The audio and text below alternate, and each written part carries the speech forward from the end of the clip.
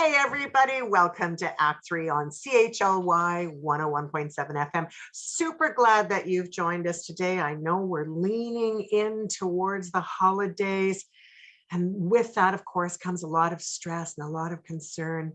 But there might be just a way to help with your family dynamics if you need a little bit of extra support.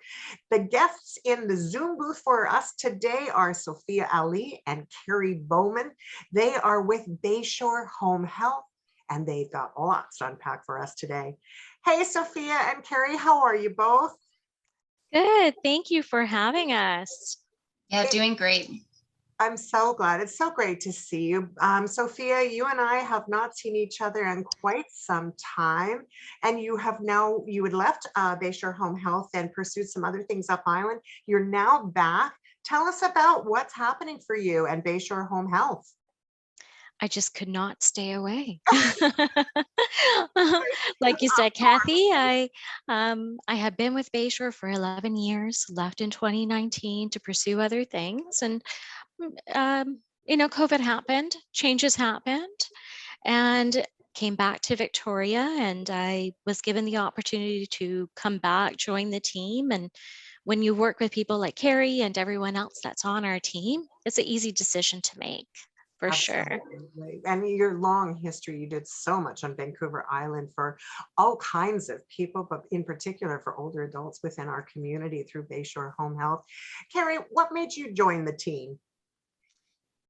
Well, I think it's funny, actually. My story is a little bit unique in that I came to the team because I was actually working for another company, and Bayshore came in and assisted that company. So that's how I got introduced.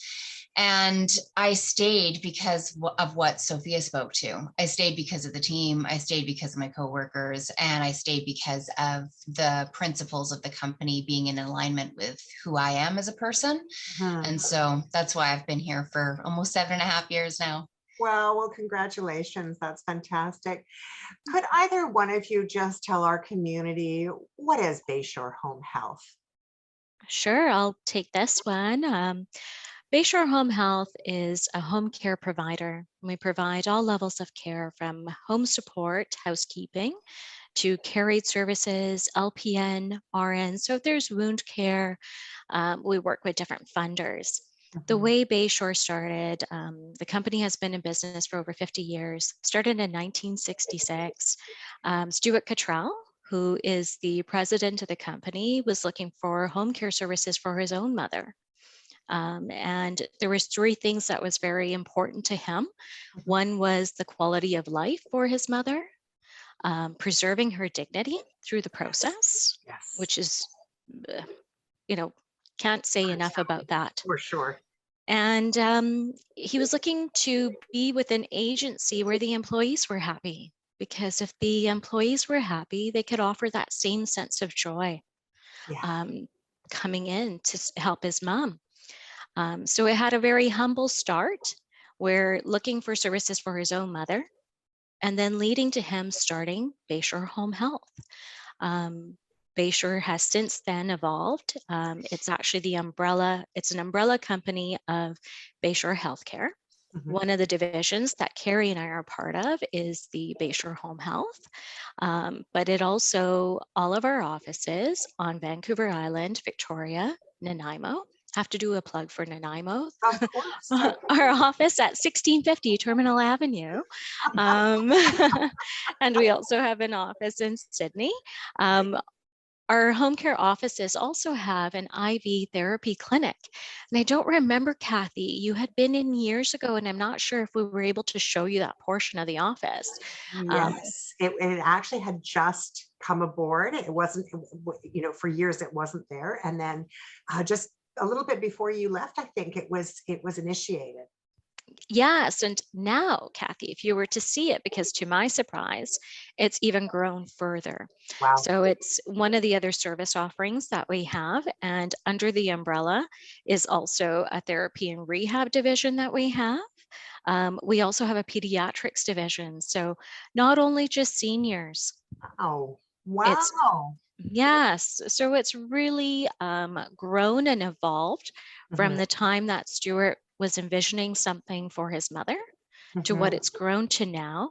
We're a national company. We have over about 70 branches across Canada with over 16,000 employees, and that's growing every day. And we're hoping after this segment, it will grow some more, Kathy. Absolutely. Well, we'll do whatever we can to make that possible for sure.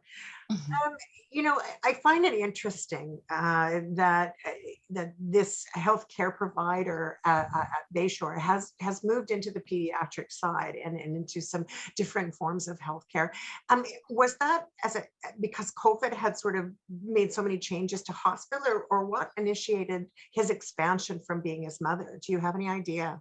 Sure. So with pediatrics, that's actually been in it kind of like you said, when we think of care, we sometimes think of just seniors or somebody who's just come out of hospital, but there's all sorts of people,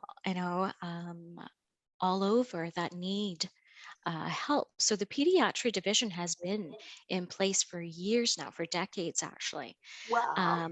and works with the ministry in British Columbia, especially more so if there is a just like we do with our seniors, Mhm. working with the different funders. It could be from Veterans Affairs that we're working with them. It could be from the ministry. It could be through Community Living BC, CLBC. Mhm. Um, Even when, Kathy, you've been at Better at Home, we've Mhm. looked at opportunities for us to work together, and Absolutely. Yeah. the whole involvement, um, the whole motto has not changed from what Stewart's initial vision was, and that was to provide quality service and preserving dignity, whether that person is a newborn or a senior or someone who's battling cancer and needs IV therapy. So healthcare is so encompassing. Mhm. And I think it's just a natural evolution to have developed into these other areas and our OTPT services as well. It's fascinating to me, the expansion of care that Bayshore Home Health provides. Carrie, I wonder if I can turn it to you for a moment and just sort of, in your experience in working with such a variety of people within community, what are some of the things that stand out for you with not only Bayshore, but the way that the service delivery model works in community?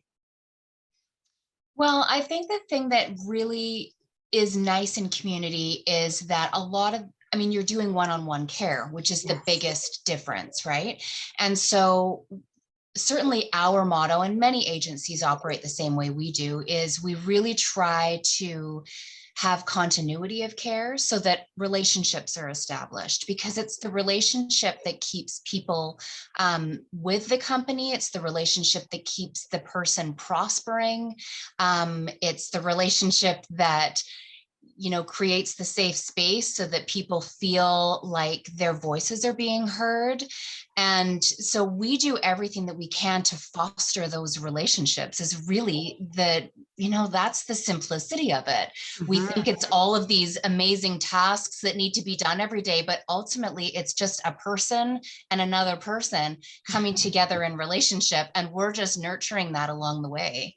Absolutely. And I think that that trust factor is so important when you're building the opportunity for true healing to take place. You really do need that relationship to Absolutely. born and to grow, which is why you're not sending in a whole bunch of different people all of the time, are you? The people that you invite to the table in healthcare are people that are going to work with that same person, the participant, over the long haul. Is that correct? Yeah, that's always our goal. You know, we can always do better. So it's not to say that it's a flawless system, because it's not. There's a lot of people to care for. Yeah.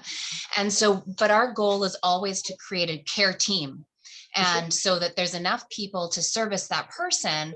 And then that team also gets to know each other.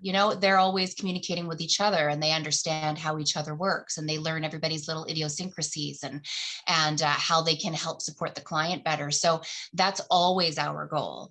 And I think we do a pretty good job of sticking to that. I really do. I think you do too. I really do. So, Via, I know, coming back to this, you spoke a little bit about the COVID situation, which has really, it's just knocked so many companies around for a loop in trying to find people and trying to find support. What have you really noticed within Bayshore Home Health is how you're able to navigate through such a volatile time? Well, being still in the pandemic, Carrie may be able to speak a bit better on this because she was actually in the moment there Yeah. while it was happening. I'm coming back and kind of looking at what the last 2 years have been. Sure. And from my point of view, the company responded Mhm. by saying it's not that we're not going to provide service in these trying times, Yes. but we're going to protect our staff. We're going to Mhm. protect our clients and do our very best. We've always had an issue of supply and demand. There's a lot more people that need service Mhm. than there are people that are able to provide that So true. service. Yeah, so true. Um, and it's not just Bayshore. I've spoken to other people from other agencies that we work with, Mhm. and also with the hospital. Doctors are saying that the healthcare system is broken right now. Like Yeah. that those are quotes from an actual doctor saying the healthcare system is broken. So when something like this happens, the beauty of the situation is how community comes together. Even what's regarded as competitor agencies, we come together and we work together to get that person the service. So that's the beauty of a situation like this. But Kara, you were there when it initially happened. Yeah, I was. And so much for that right there. Applause to you right off the get-go for being such a big part of the solution. It is without a doubt has been so difficult for so many in community as well as for agencies to try to, bridge some of the gaps that are suddenly, they've always been there, but they're coming Mhm. to the surface. Carrie, do you want to share a little bit about your experience with that over the last couple of years? Yeah, absolutely. I mean, as it was all unfolding, we just hit the ground running. So what was most important to us was, to Sophia's point, was protecting our staff and protecting our clients. That was number one. So we always supply all of our workers with PPE anyways, but we wanted to make sure that everybody had everything they needed. We were, outsourcing as much as we could. We were coming together with other agencies to share product. We were doing everything we could to ensure that everyone had the PPE that they needed because there was a shortage. And It so was. we had to do what we could. And as luck would have it, about 3 weeks before the pandemic was declared, I was actually voted onto the board for Safe Care BC. And so I was a big part in helping them get the word out that PPE was in short supply and that it was needed.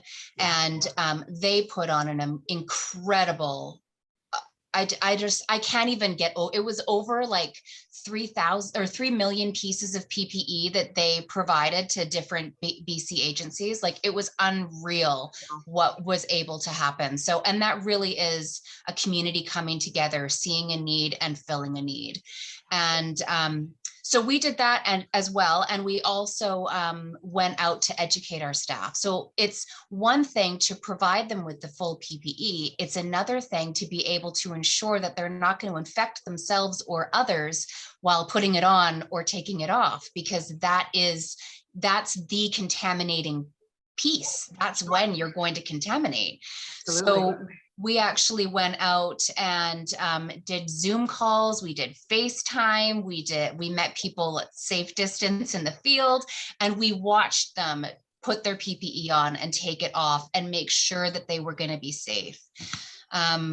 And it was just a snowballing of education and communication. And the one thing that I would like to say, though, is healthcare has always been short-staffed. It always has been. So true.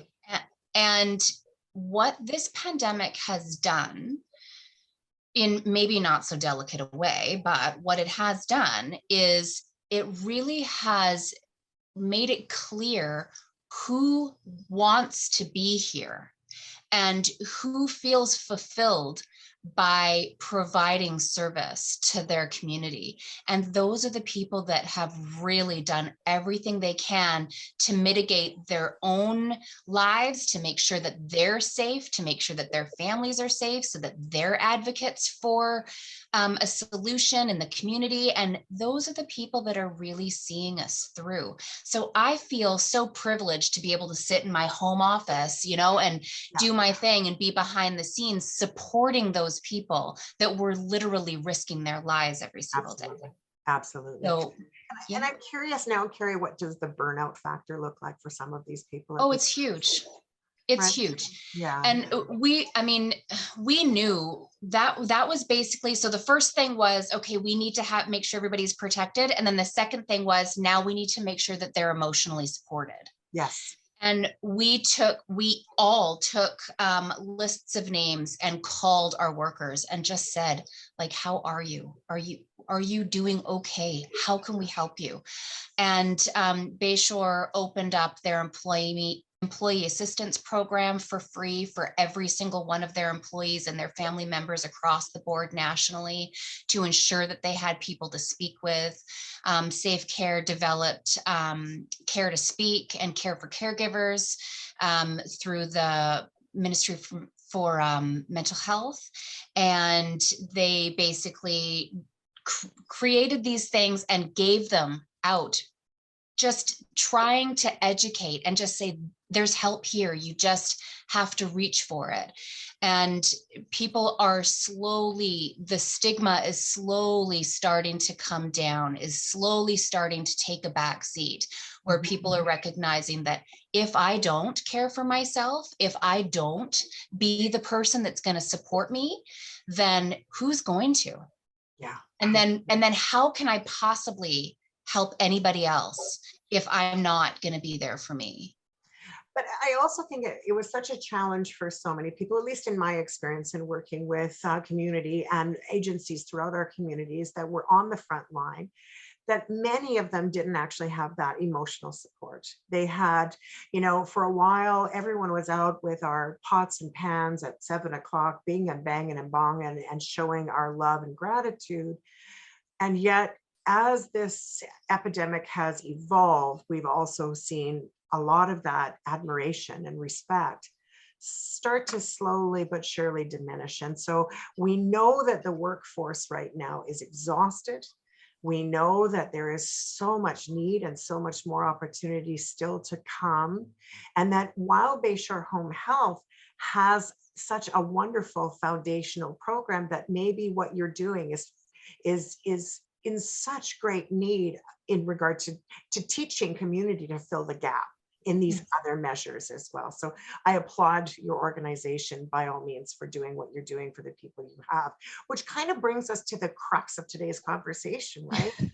There's people that really need help, and there's just such a short supply. What does recruitment look like for Bayshore Home Health?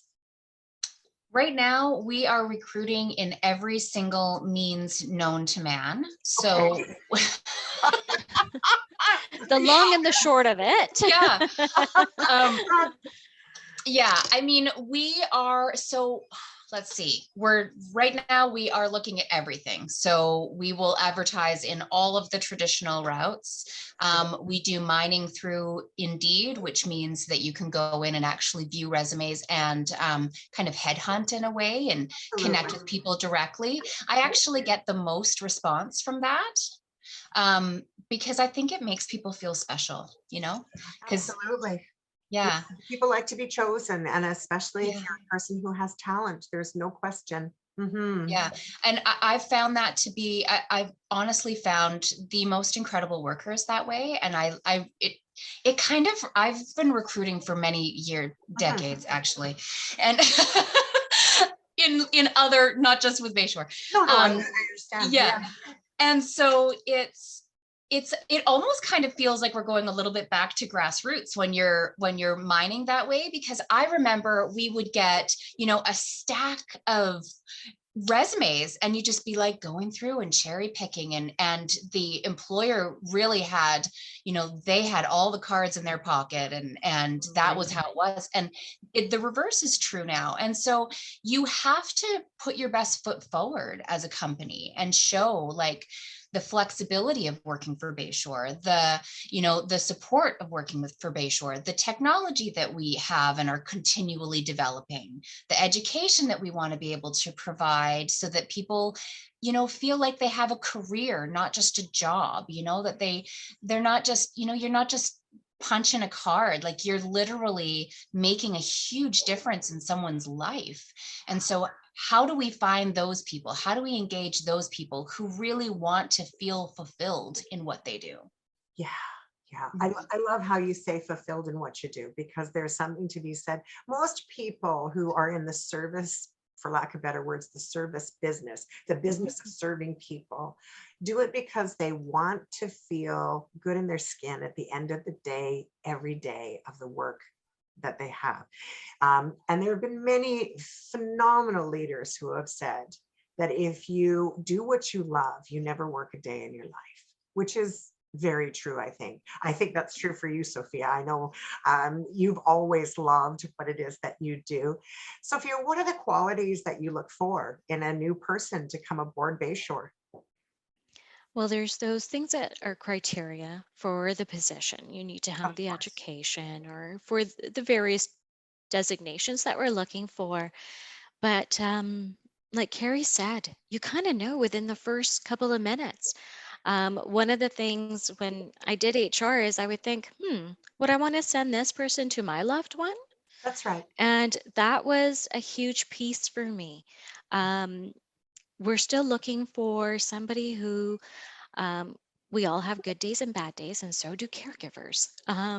But the ability, just like us, we may not take a good call in admin, but you kind of let that slide, and you um, go in and you put your best foot forward with the next person. But it's just somebody who truly is passionate about what they're doing, and then that servant leadership really comes through. And when they're going in with their clients, they could be seeing 3 clients in one day, or they could be seeing 8. But recognizing that no matter what your workload is, it could be that that's the first person that they're seeing in 1 or 2 weeks, which is huge. That visit means the world to them.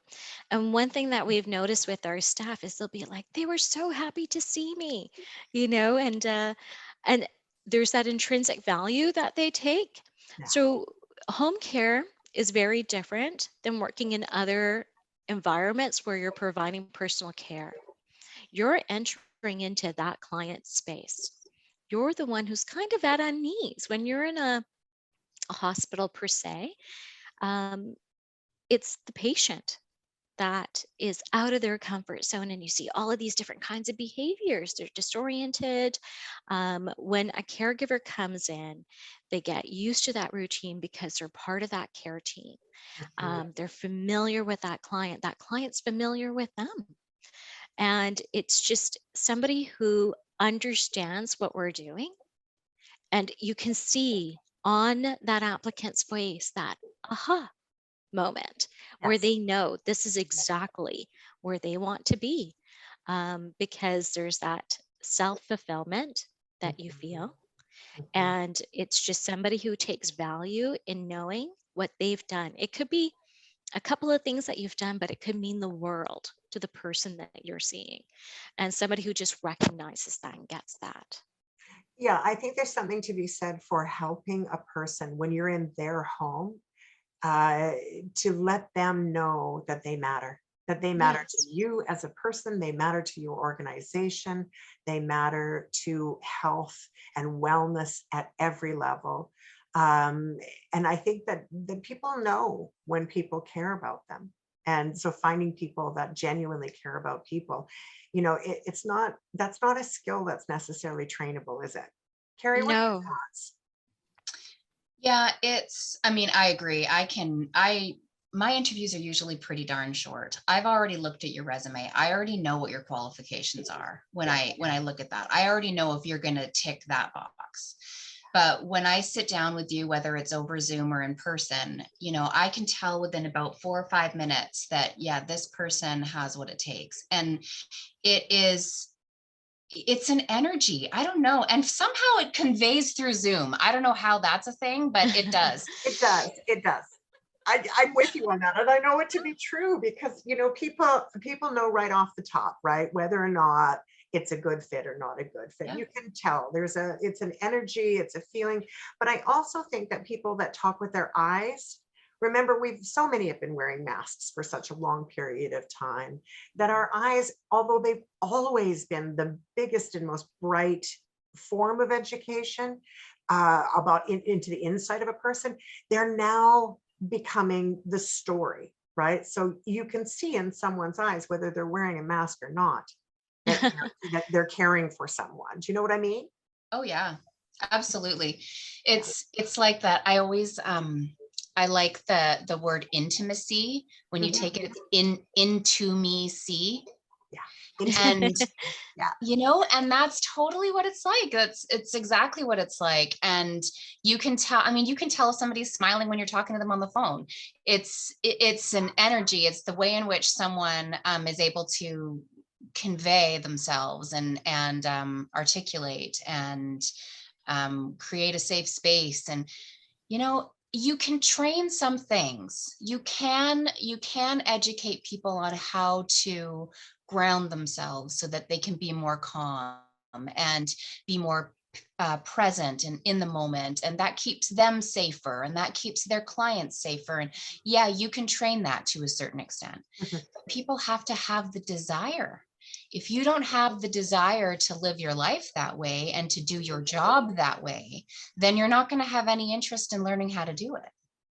So I think that's kind of the piece. And I don't know what that looks like. I just can see it when I see it.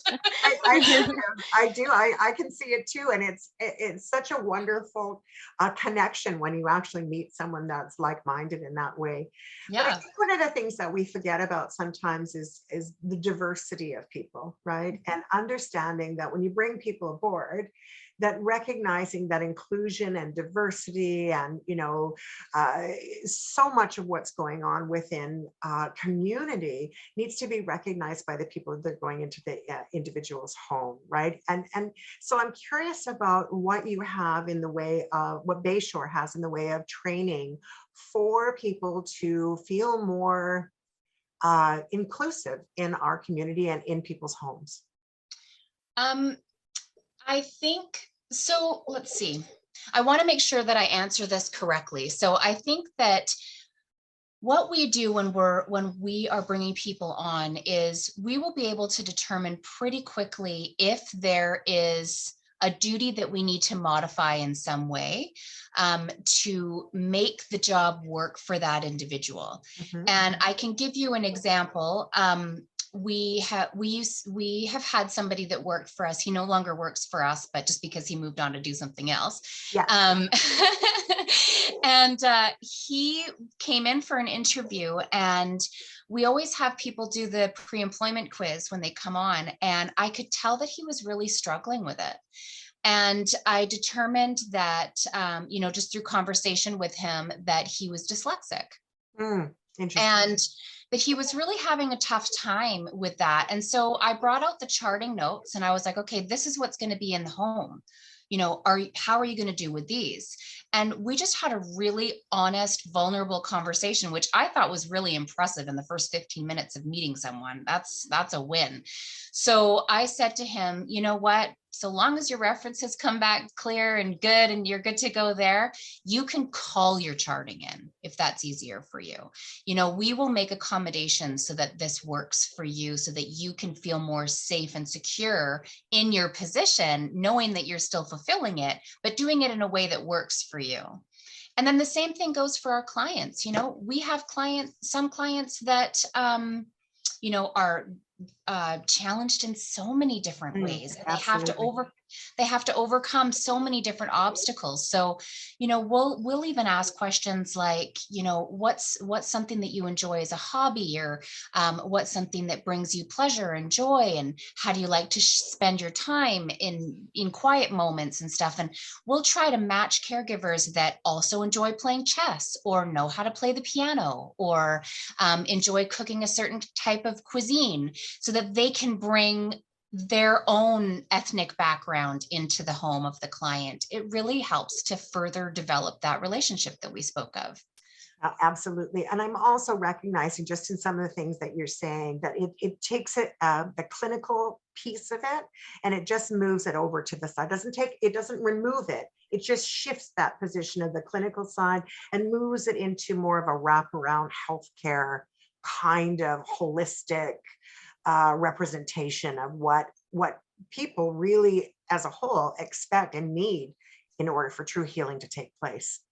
Absolutely. The holistic nature has always been there. Yes. We've always known it instinctively, Yes. right? Yeah.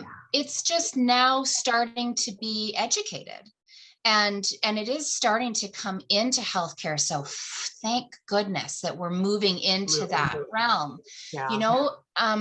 So it's so lovely to be able to not have to be so rigid in our thinking and the way that we provide care. We can go, okay, well, hold on a second, like this isn't going to work for them. So how do we make it work for them? Like before us just saying, okay, well, that's our policy and that's just the way it is. You just can't operate like that when you're trying to provide care for someone in their home. It's just not a way that you can do it. That's their home. You have to work within it in a way that makes sense for them. And and on the flip side, they also have to understand that their home is also a workplace. So, there's often a meeting of the minds that takes place, because the client has to kind of come along for the ride too, just like we have to come along for the ride with them and find that middle ground that's going to work for everybody. And it sounds to me that by the nature of the way Bayshore operates, you're already looking for, ways to support clients as they are in their place of their home, but where they're at, for lack of better words. I guess that's where I'm trying to go with this is, you're unconditionally accepting where a person is at, and working around some of the obstacles, like language, like ethnicity, like for even hoarding, right? There's so many different variables that happen in an individual's home. What kinds of security measures do you put into place from Bayshore's perspective to help protect both parties? So every single client that we bring on, there's a risk hazard assessment that's done in the home. We have care managers and nurses that will go into the home to do that. Every single client is seen by a clinician prior to care being implemented. So they're looking at everything. They're looking at the environment, they're looking at the community, they're looking at the home, they're looking at, they're trying to see if there's any tripping hazards, is there, all of those things. And then they're looking at the client and what is their mobility and their independence, and then what is the care that they're looking for, and when do they want it, and do we have the people that match that care, and and so it's this whole little dance that takes place within their home to say, yeah, this is a suitable environment. We can absolutely bring somebody in here, or this would be a suitable environment if we did this, this, and this. Sometimes it's because a client wants to stay in their home, and we go in and we're like, you're just not safe to be in your home this way. For sure. And so then we can offer solutions like, let's get an occupational therapist in the home. Let's find out what we can do. Maybe there's equipment that they can suggest. And so we really try to help guide them to find what's going to work. And there's so much education that goes on ahead of time before we've even stepped in the door. Oh, absolutely. Yeah. So people don't really know how, how involved we are. Which is why we're together today. I think it's really important that people recognize that as much as there's an individual that is in the need of care, there's also, as you pointed out so eloquently, that there are so many different steps in the process of creating that perfect match. It's a mutual commitment that's created between the caregiver and the participant and the participants' families. But sometimes I wonder, I've always noticed that there are expectations that come. Organizations have expectations, the patient has expectations, the family has the expectation. How do you manage so many different perspectives and those expectations to make it work for a participant? A lot of times before we go into the home, like Carrie was saying, we find out from that initial phone call that we may have with that person or the family member, whoever it is that's advocating for this person, whether it's the client themselves advocating for themselves, that initial phone call, we start to look at and try to determine what's going to be most helpful. What are We manage expectations. We find out, what are you expecting from us? And then when our clinical team goes in, they decipher the same thing. Our care managers, there's oftentimes a meeting between maybe a client family, the client themselves, and the care manager going, we have this person, we think they'll be a good fit. And are you open to trying this out? And it may be a bit of a trial and error initially, because our client may be an introvert. And so you would maybe assume that an introvert would do well there. But no, they like the extrovert, right? Or it's vice Absolutely. versa.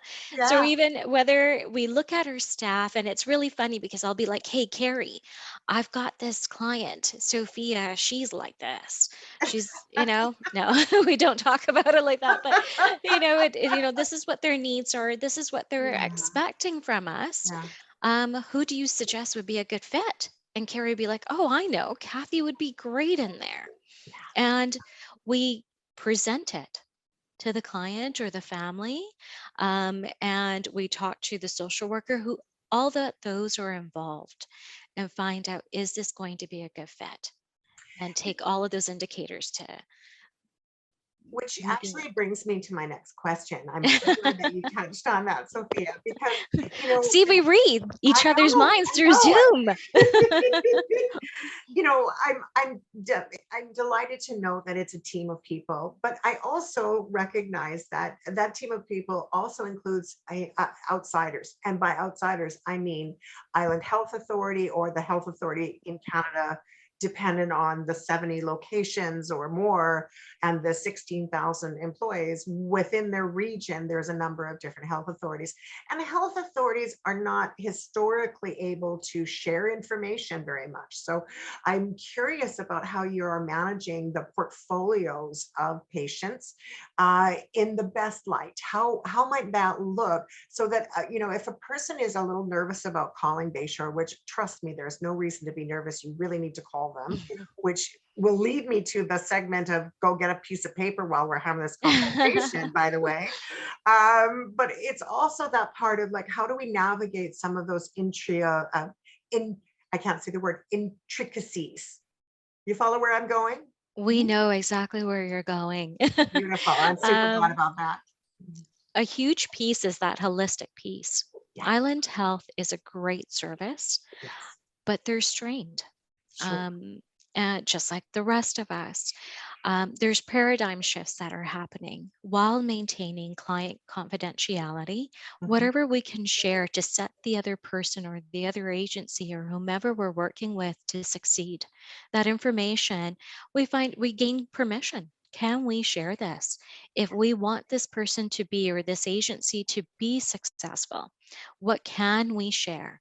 You can be present for that conversation.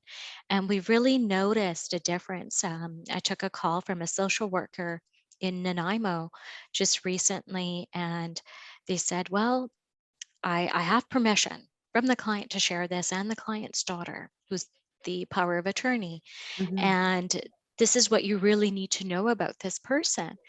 And that is so incredibly helpful to us because those little details of A, B, and C help us to figure out, is Sophia the best person to go in there to provide care, or shall we go with Carrie this time?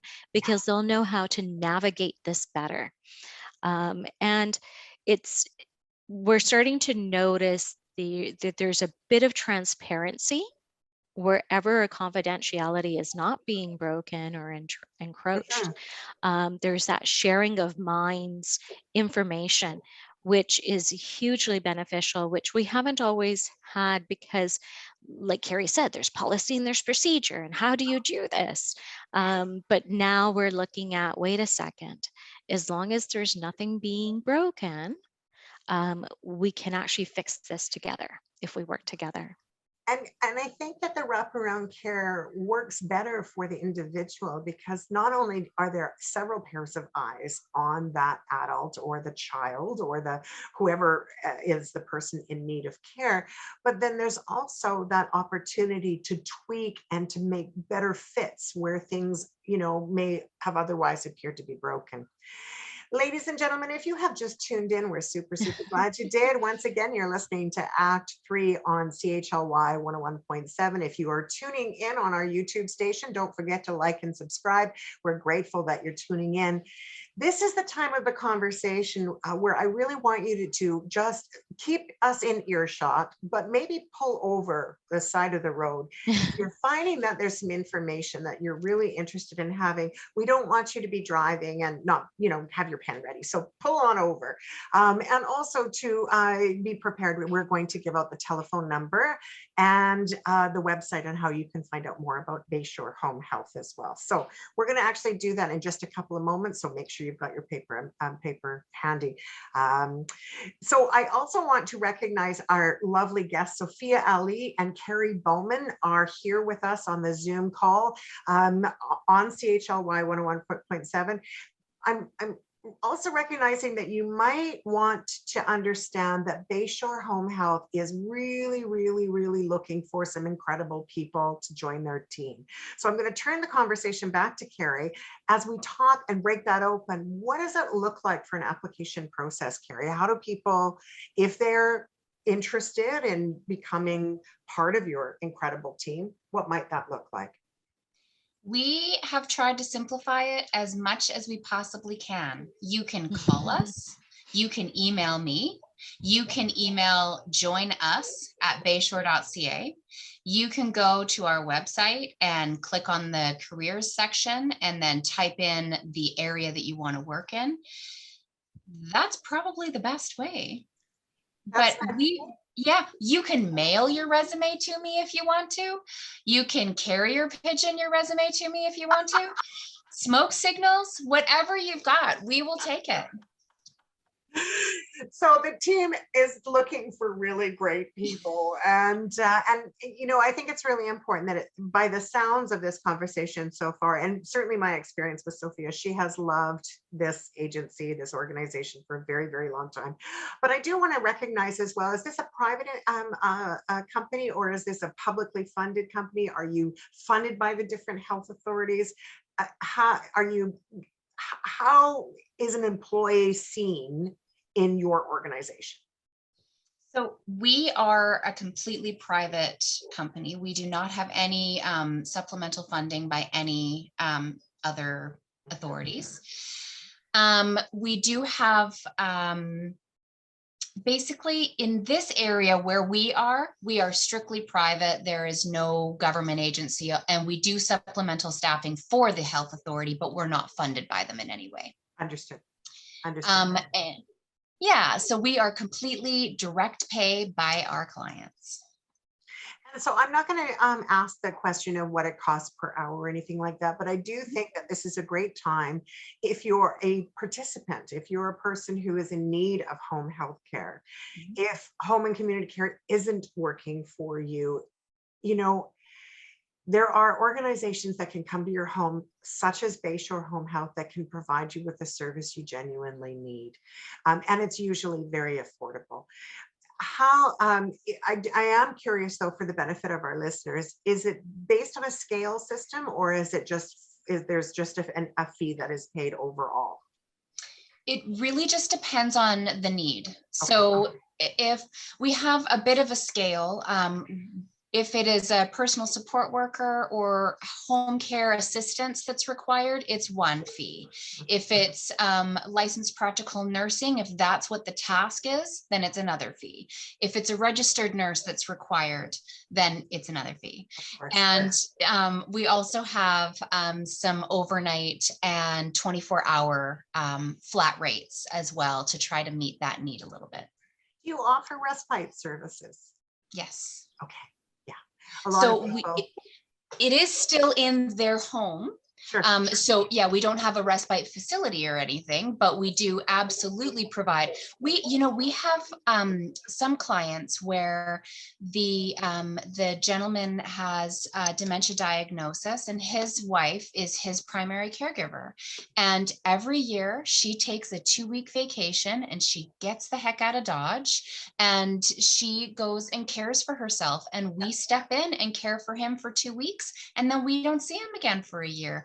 And it's what works for them. It gives her the opportunity to be able to go and do what she needs to do to care for herself so that she can keep caring for him. Absolutely. There's something to be said for refilling your cup, right? If you Yes. refill your cup, then you've got the strength and the energy to be a better support to the loved ones that you surround yourself with and that who you help with in your family unit.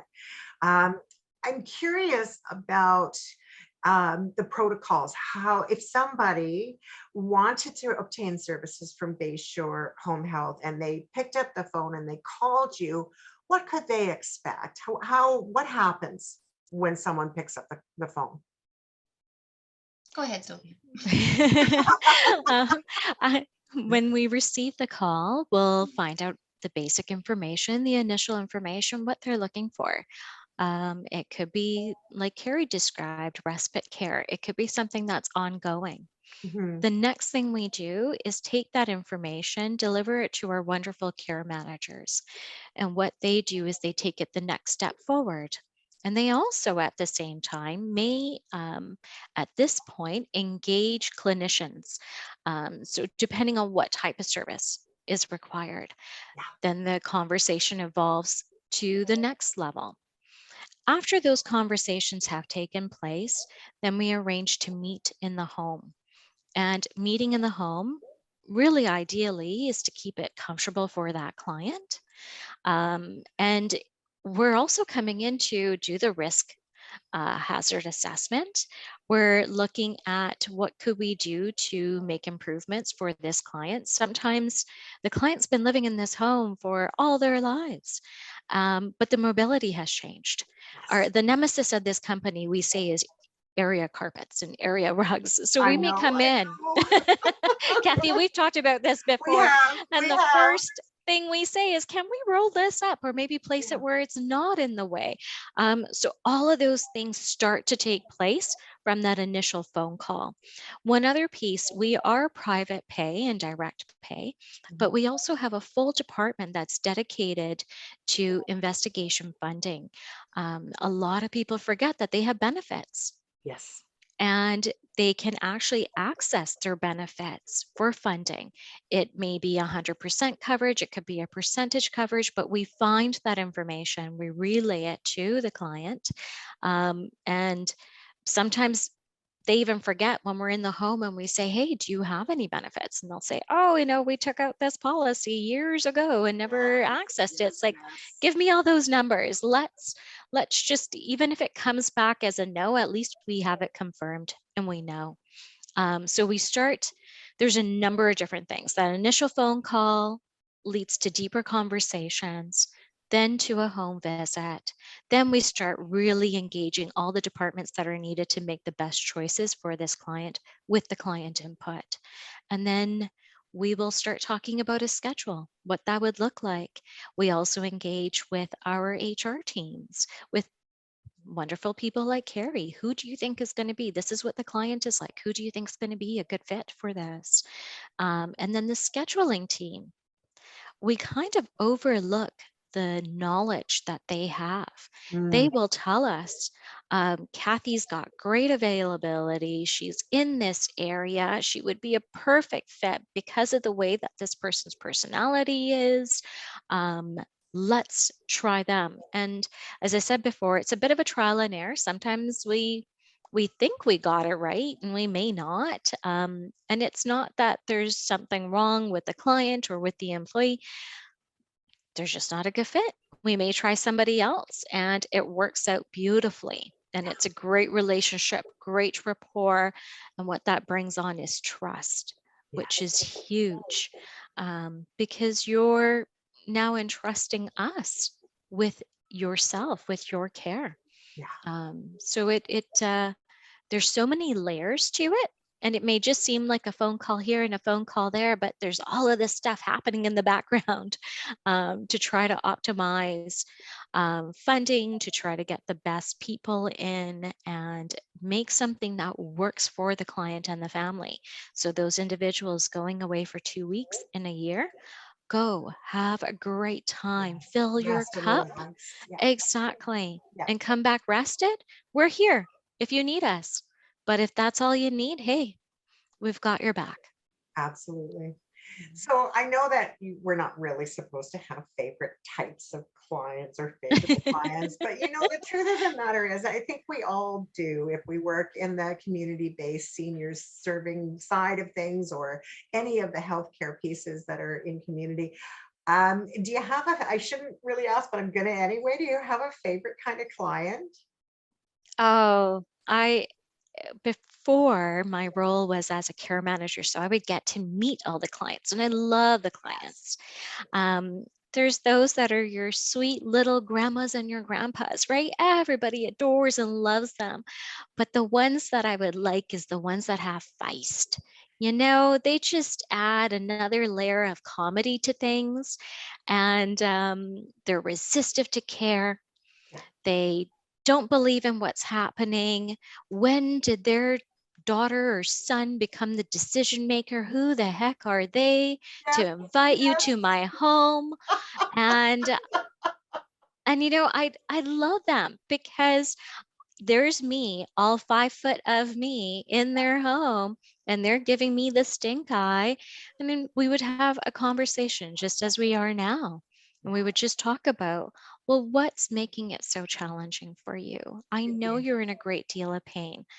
Let's look at what is something that we can do to make your life easier. Let's keep you safe and happy and as healthy as possible in your home if that continues to be the best and the safe place for you. And you start to see, oftentimes they would not really enjoy having me in, but let's face it, this generation, they're very polite and they would let me come in.